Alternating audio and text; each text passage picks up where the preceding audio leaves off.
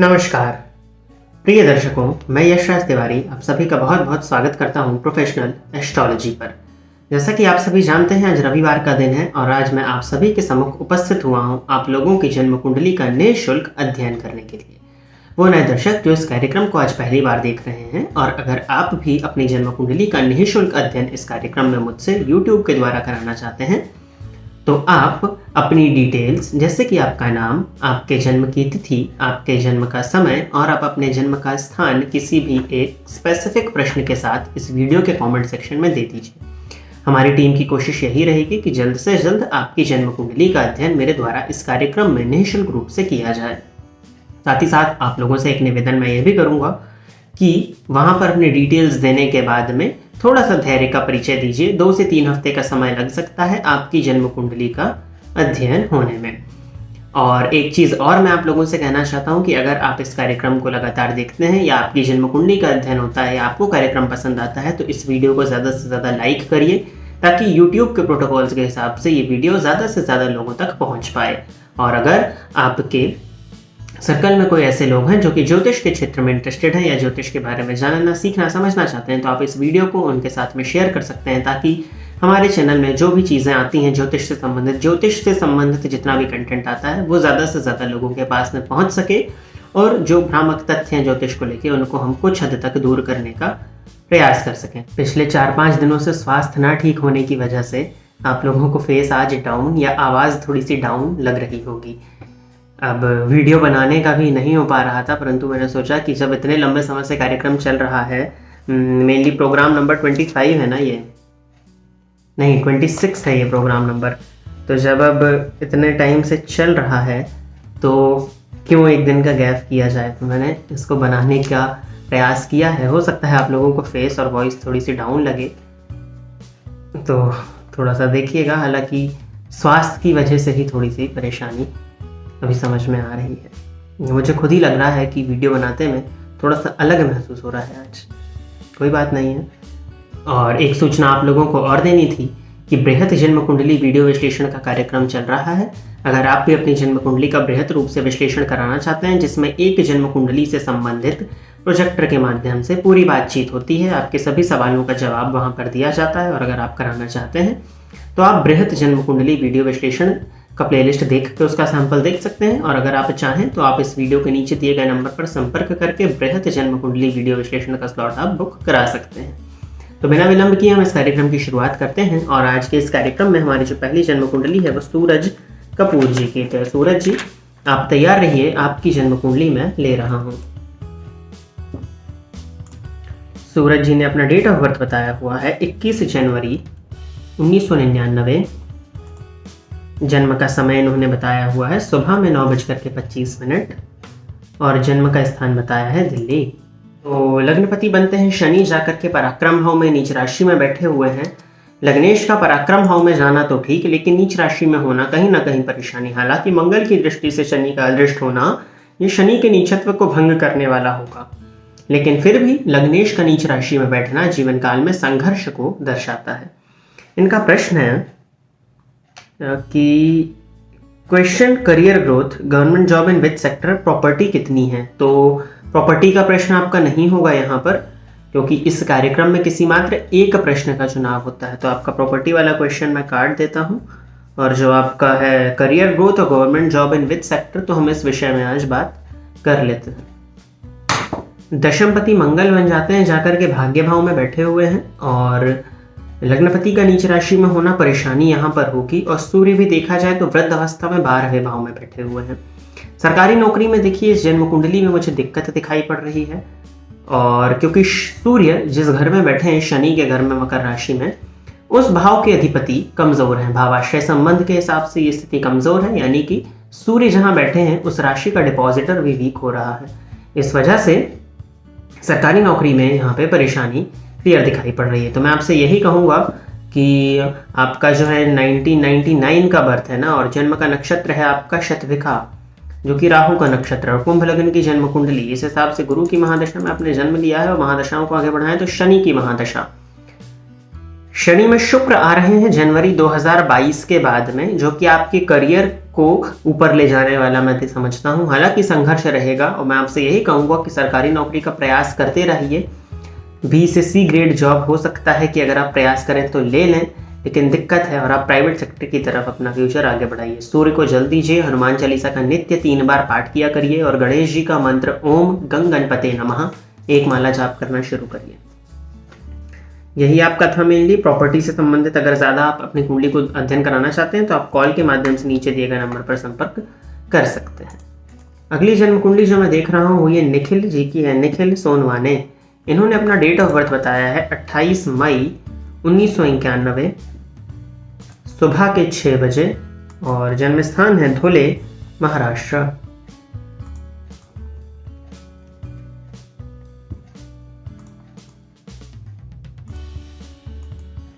निखिल जी ने date of birth अपना बताया तो इस हिसाब से इनकी कुंडली वृषभ लग्न और वृश्चिक राशि की बन के आई है।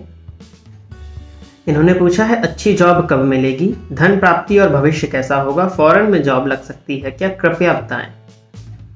अच्छी जॉब कब मिलेगी, लग्नपति द्वितीय भाव में है, जाके 27 अंश पर बैठे हैं शुक्र जो कि मृत अवस्था में, और धनपति जाकर के 12वें भाव में बैठे हैं। धन प्राप्ति की बात अगर आप मुझसे पूछें तो लाभेश आपके उच्च राशि में पराक्रम भाव में है, तो मेहनत से धन लाभ का योग है, लेकिन धन संचित आपका नहीं होगा, तो उस तरफ आप ना जाएं क्योंकि धनेश आपके 12वें भाव में बैठे हैं। धन संचित यहाँ पर इस कुंडली में नहीं है, धन की सेविंग्स यहाँ पर नहीं है। धन के कारक का मजबूत अवस्था में होना गुरु का धन है इस कुंडली में, लाभेश की दृष्टि लाभ भाव पर है, तो धन का आगमन है लेकिन आवागमन है, यहाँ संचयन धन का नहीं हो पाएगा, तो सेविंग्स की तरफ आप ज़्यादा ना जाएं। प्रश्न आपने पूछा था और फॉरेन में जॉब लग सकती है क्या, तो लग्नपति का जाकर के द्वितीय भाव में बैठना, स्वदेशपति का लग्न में बैठना, विदेशपति का पराक्रम भाव में नीच राशि में होना और परमानेंट विदेशपति जाकर के बैठे हुए हैं पराक्रम भाव में। स्वदेश में ही रहिए, यहीं रहना ज़्यादा बेहतर है, बाहर जाने की सलाह मैं आपको नहीं देता हूँ। हालांकि केतु की महादशा आपको लगी है तो मन में नाना प्रकार के ख्याल आना, भ्रम होना, ये रहेगा आपके जीवन में। अभी मेनली 2028 के सितंबर तक केतु की महादशा चलेगी और केतु की महादशा में ये व्यक्ति को भ्रमित करती है, तो भ्रम की स्थिति है, तो भ्रम से बचिए। सलाह देता हूं मैं आपको। अच्छी जॉब कब मिलेगी आपने पूछा है, आपकी जन्म कुंडली के हिसाब से जहां तक मैं देख पा रहा हूं दशमपति भाग्य भाव में बैठे शनि वक्री होकर और वृषभ लग्न की कुंडली बढ़िया हो गया ये, और अच्छी जॉब लगने का जो योग है वो फरवरी 2022 के बाद में बन रहा है, तो फरवरी 2022 के बाद में जॉब लगने का योग है। और विदेश जाने के लिए अभी आप ना सोचें तो वो मेरे हिसाब से ज़्यादा बेहतर होगा। उपाय के तौर पर सिर्फ गणेश जी की आराधना और सूर्य को जल तो आप दे ही रहे होंगे, बस ये 2 चीज़ें करिए, बाकी और ज़्यादा मैं नहीं समझता हूँ। और डीपली एनालिसिस जैसे आपने 2-3 क्वेश्चंस किए हुए थे यहाँ पे, तो पूछना चाहते हैं तो आप करा सकते हैं, नीचे नंबर दिया है उस पर संपर्क करके। निकिता जैन जी की अगली जन्म कुंडली है, तो इस कुंडली को देख लेते हैं फिर हम आगे बढ़ेंगे। निकिता जी ने अपना डेट ऑफ बर्थ बताया हुआ है 2 दिसंबर 1988 सुबह के 7:08 और जन्म का स्थान है वेस्ट बंगाल, कोलकाता।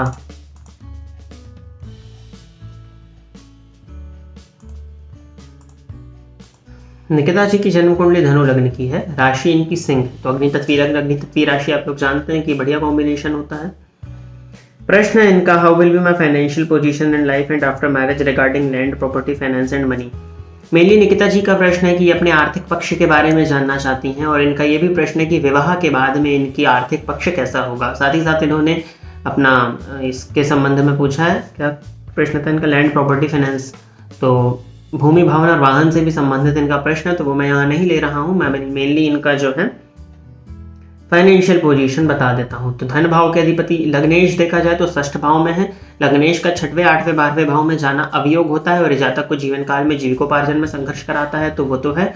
लाभेश का लाभ भाव में होना स्वग्रही शुक्र का 16 अंश पर, और तुला राशि है ये 16 अंश पर, तो स्वाति नक्षत्र में ये शुक्र दिखाई पड़ रहे हैं, तो बढ़िया हो गया। ये शुक्र का राहु के नक्षत्र में होना लाभ भाव में, और धनेश का लग्न में बैठना, तो मैं अच्छा समझता हूँ इसको। लग्न कमजोर है, 0 अंश पर है, आशा करता हूँ धनु लग्न की ही कुंडली आपके सामने बनकर के आ रही होगी। और नवमांश में लाभेश का उच्च का होना, आपकी कुंडली में फाइनेंशियल पोजीशन अच्छी दिखाई पड़ रही है, आर्थिक पक्ष इस कुंडली में अच्छा है। जब भी आपका विवाह हो तो जन्म कुंडली का प्रॉपर मिलान करके हो, क्योंकि सप्तमपति 12वें गए हैं और जन्म लगने से आप मांगलिक हैं, चंद्र लगने से भी आप मांगलिक हैं, तो जन्म कुंडली मिलवा करके विवाह करिएगा। उपाय के तौर पर हनुमान जी की आराधना करते रहिए। लव रिलेशनशिप्स वगैरह क्योंकि इस कुंडली में है तो उसमें दिक्कत है, तो आप थोड़ा सा उससे बच के रहें तो वो ज़्यादा बेहतर होगा। एक जन्म कुंडली आई है, इनका नाम यहाँ पर है लेकिन ब्लर्ड है, तो मैं नाम नहीं बता पाऊंगा कि क्या नाम है। हालांकि ठीक है, कोई बात नहीं है, आ गया है तो ले लेता हूँ। डेट ऑफ बर्थ से आप मिला लीजिए, 14 जनवरी 2000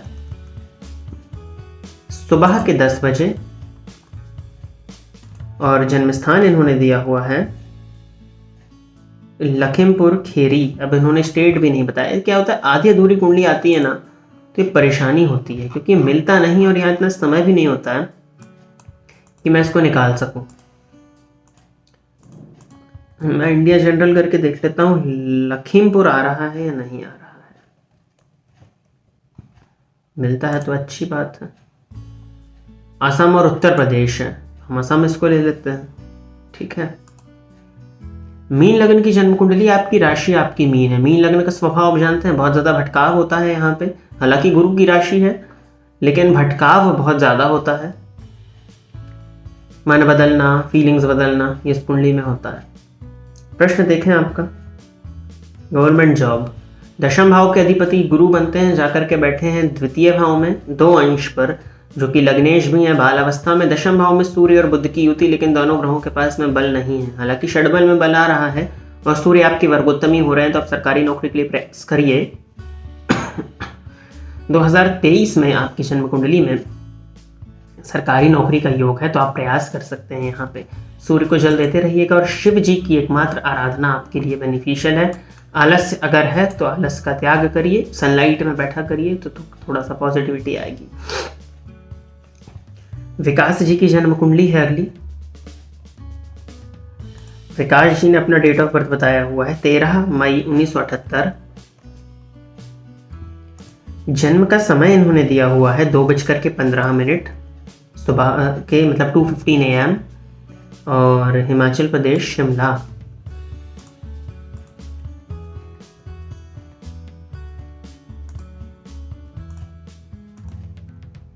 कुंभ लग्न की जन्म कुंडली है, आपकी राशि आपकी कर्कवंती है। प्रश्न इन्होंने पूछा है शुक्र का फल महादशा में। वर्तमान समय में इनको केतु की महादशा चल रही है और कुंभ लग्न की इनकी जन्म कुंडली है, जहां पर शुक्र कारक प्लैनेट में से एक है, भाग्य भाव के अधिपति जाकर के चतुर्थ भाव में बैठे हैं। हालांकि एक कंसेप्ट और होता है, उसको खैर ज्यादा जगह लगाना नहीं। स्थिर लग्न की जन्म कुंडली हो तो भाग्य भाव का अधिपति बाधक बनता है, लेकिन कब, जब 22वें दृष्टिकाण के अधिपति के साथ में उनका संबंध बन रहा हो, या 22वें दृष्टिकाण से उसका संबंध बन रहा हो, यानी कि अष्टम।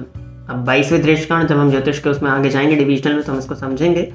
शुक्र की महादशा अच्छी है आपकी, कहीं कोई दिक्कत नहीं है। शनि की दृष्टि से दृष्ट है, थोड़ी सी बाधाएं जीवन काल में, लेकिन शनि की महादशा भूमि भवन और वाहन के सुखों में वृद्धि करने वाली दिखाई पड़ती है। नवंबर 23 से लगेगी। शुक्र मालव्य योग में है यहाँ पर, लेकिन वही शनि से उनका 22वें दृष्टिकाण के अधिपति से उनका संबंध बन रहा है, जिस वजह से थोड़ी सी बाधाएं जीवन काल में शुक्र की महादशा में आएंगी। काम बनते बनते बिगड़ना, जो काम आसानी से बन सकता तो वो विलंब से बनेगा, ये है बस, बाकी कोई चिंता की आवश्यकता नहीं। शुक्र की महादशा इस कुंडली में बेहतर है। केतु से तो अच्छी ही है ना। आशीर्वाद मोहंती जी की जन्म कुंडली है, इस कुंडली को देख लेते हैं। 16 जून 1993 जन्म का समय इन्होंने बताया हुआ है 11:44 AM, तो कटक।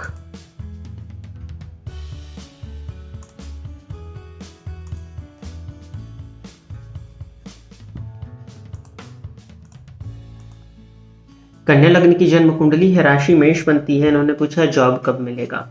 दशम भाव के अधिपति दशम भाव में बैठे हैं, जॉब लगने का योग तो चल ही रहा है, क्यों नहीं मिला अभी तक जॉब? प्रयास नहीं हुआ या क्या था? जॉब क्यों नहीं मिला? मिल जाना चाहिए था जॉब। कोई बात नहीं, जनवरी 2022 और उसके भी पहले, रुक जाइए बता देता हूँ, अक्टूबर चल रहा है योग आपका। 31 दिसंबर के बाद और प्रबल संभावनाएं हैं। दिसंबर का महीना, हालांकि योग अभी भी चल रहा है, प्रयास करते हैं तो जॉब ले सकते हैं। हनुमान जी की आराधना करिए, एकमात्र उपाय आपके लिए। जॉब लगने का योग है, इस कुंडली में जॉब को लेकर बहुत ज़्यादा चिंता की आवश्यकता नहीं है। और अगली जन्म कुंडली है निशा भारद्वाज। तो निशा जी आप तैयार रहिए, आपकी कुंडली में ले रहा हूं। निशा जी का डेट ऑफ बर्थ है 4 अक्टूबर 1987।